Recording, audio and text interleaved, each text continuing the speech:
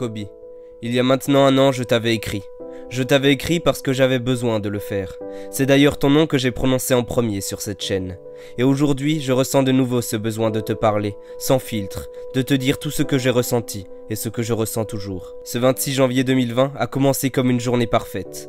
Je rentrais de Paris car j'avais eu la chance exceptionnelle de réaliser l'un de mes plus grands rêves, celui d'assister à un match NBA. J'ai encore des souvenirs plein la tête et des étoiles plein les yeux.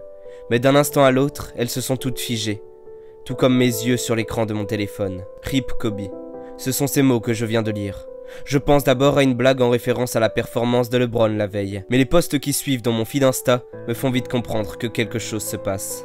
Évidemment, je ne veux pas y croire. C'est impossible, pas maintenant, pas comme ça. Je ne pense pas avoir déjà fait autant de tours dans ma chambre que ce soir-là. Stressé, attendant une story de ta part pour nous rassurer. La moindre trace d'espoir. Mais petit à petit, je comprends qu'il n'y en aura pas. Je frappe mon lit, je tente de rester calme, mais mon corps tout entier me crie de courir, de taper. J'ai la gorge nouée et les poings serrés, debout à marcher dans ma chambre. Pourquoi?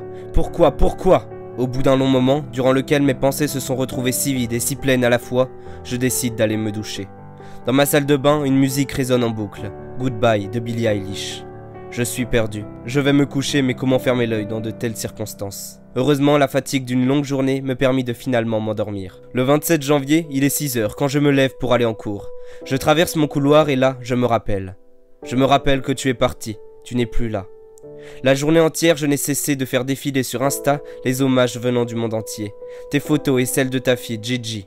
Les vidéos de tes plus belles actions. Je me souviens précisément de ces longues heures de cours, durant lesquelles je ne pouvais me concentrer. À chaque instant, j'y repensais. J'avais envie de retourner ma table et de partir en courant sans même savoir où aller.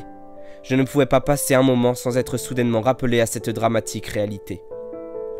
Le soir, je suis rentré chez moi, où j'ai retrouvé le journal de l'équipe dont tu faisais la une, l'étoile Bryant. Assis sur mon lit, je fixais ce journal. Les larmes me montaient aux yeux, pour finir par s'écraser sur mes joues. Honnêtement, je ne saurais dire combien de temps cela a duré.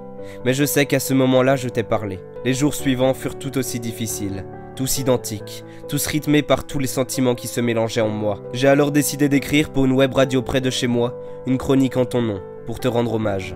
On dit souvent que les plaies se referment avec le temps, mais souvent j'ai pleuré en repensant à toi. Cependant, j'ai vite compris que la meilleure manière de faire honneur à ton héritage était de garder la tête haute, de ne pas se laisser abattre, de plutôt utiliser cette énergie pour avancer. Depuis que j'ai commencé à suivre le basket, j'ai toujours adoré ta manière de penser, mais elle ne m'a jamais autant touché qu'au cours de ces 365 derniers jours.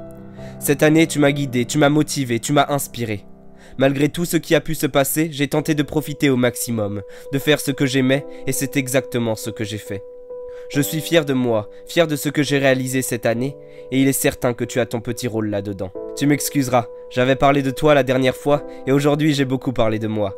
Mais il fallait que je le fasse. On pourrait penser que je t'idéalise, et c'est peut-être le cas, mais peu importe. C'est cette image que je me fais de toi qui me pousse à me donner à fond dans tout ce que je fais, à entreprendre des projets et à prendre conscience de la fragilité de la vie, et donc de l'importance de profiter de chaque instant. Porter le numéro 8 sur le terrain est une véritable fierté.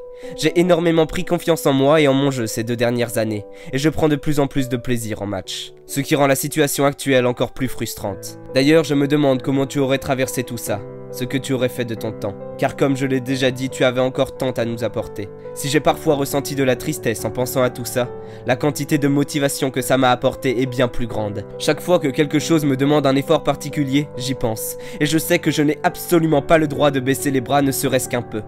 J'ai passé mon permis il y a quelques semaines, et sous mon t-shirt c'est ton maillot que je portais, tout comme lors des évaluations importantes que je passe au lycée.